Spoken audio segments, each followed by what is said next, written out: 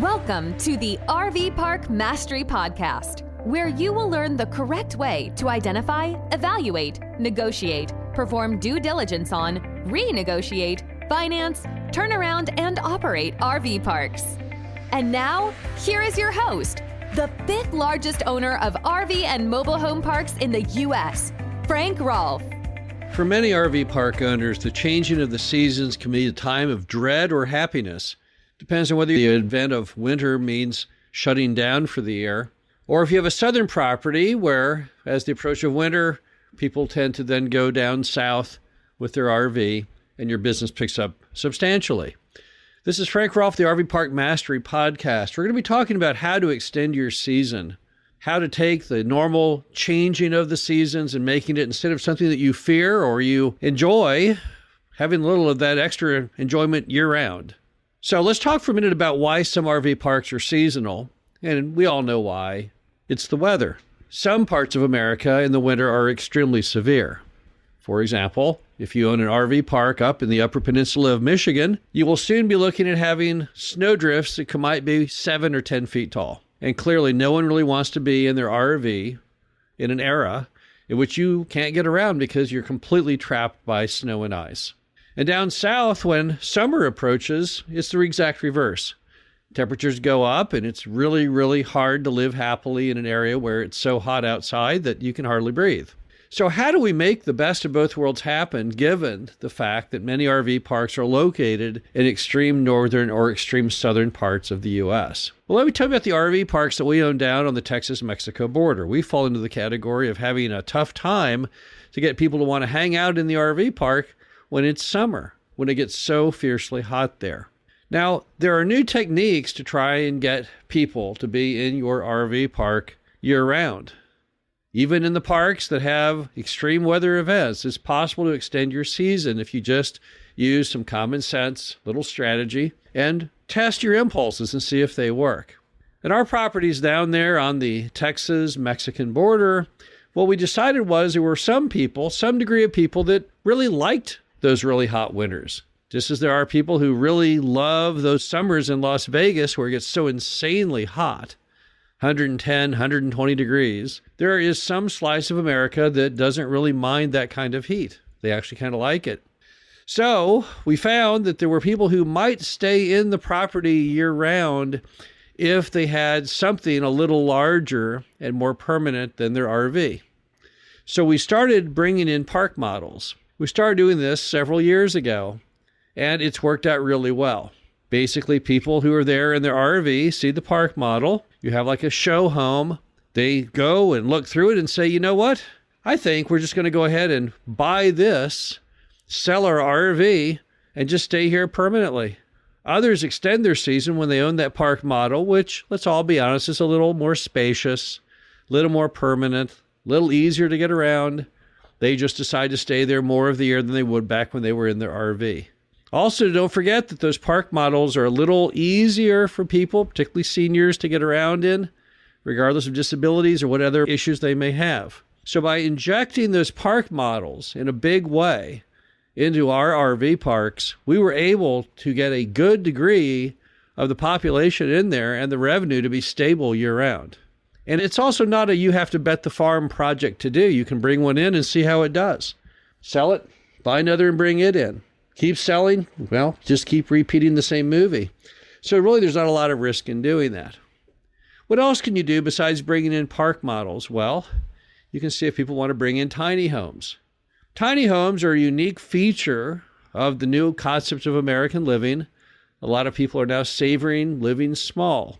And tiny homes have a big following. You probably have seen them on television. There's any number of shows on HGTV regarding tiny homes. The problem is there's nowhere you can put them because tiny homes don't fall under any of the categories that can go on a residential lot or even on a mobile home park lot because they do not have typically what's called the HUD seal. So how do you get around that then? Well, if you've got a tiny home, if you want to live in a tiny home, then one of the few places you can actually put one, other than buying land way out in the county, is in an RV park. As I drive across America, I'm seeing many RV parks that are starting to build tiny home, what look like subdivisions in some portions of the property. There's a big one in Indiana. There's a very, very large tiny home section. There it's really caught on well. Not that it's near any kind of city hub, it really isn't. But a lot of people who want to retire into a tiny home and live in the country and enjoy nature, enjoy living small, they've all congregated to this RV park, which has let it be known that they are very open to the idea. And I don't really see any problem with it because tiny homes really look nice. Each of the tiny homes in that RV park, they're all architecturally striking, different. I don't think anyone would have any negative connotation from them whatsoever.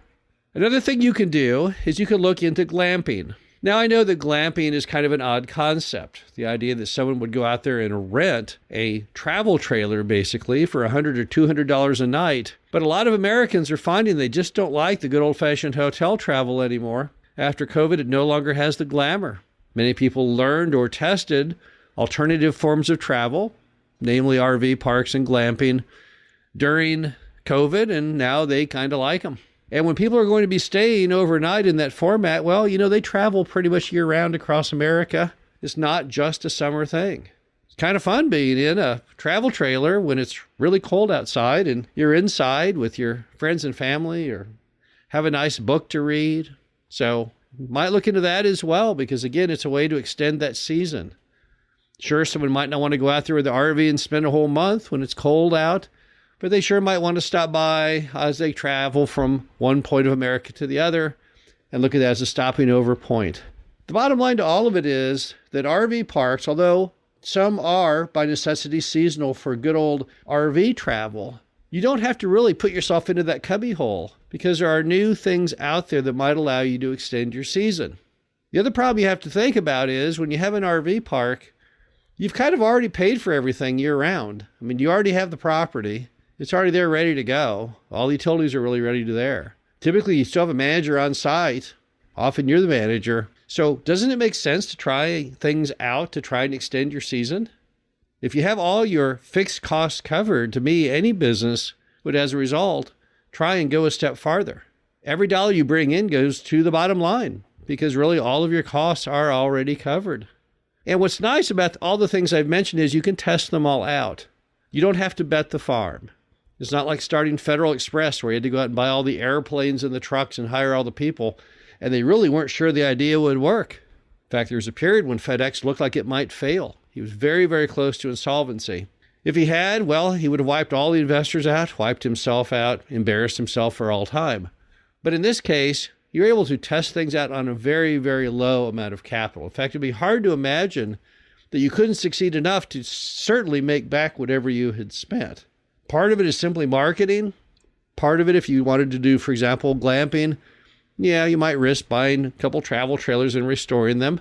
Want to try out park models? What do you out there? You buy one park model, bring it in, see what happens. So the great thing about the RV park industry is that it is so flexible and there's so many ways you can test things out on very low capital commitment. Also, don't forget the market is definitely heading your way. Every idea I've thrown out is now supported by millions of Americans who are taking preference to the idea of being outdoors, taking preference to the idea of living small. So you're on the right side of all the trends.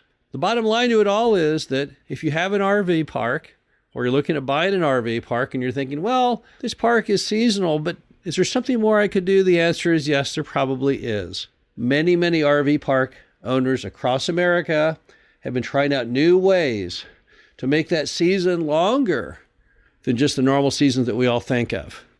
And if you can extend that season, even by just a month or two, all of that revenue falls to the bottom line. Isn't that worth giving it a try? This is Frank Rolfe, the RV Park Mastery Podcast. Hope you enjoyed this. Talk to you again soon. Thank you for listening to the RV Park Mastery Podcast. Be sure to visit us at www.rvparkmastery.com, where you can learn the correct way to identify, evaluate, negotiate, perform due diligence on, renegotiate, finance, turn around, and operate in RV parks.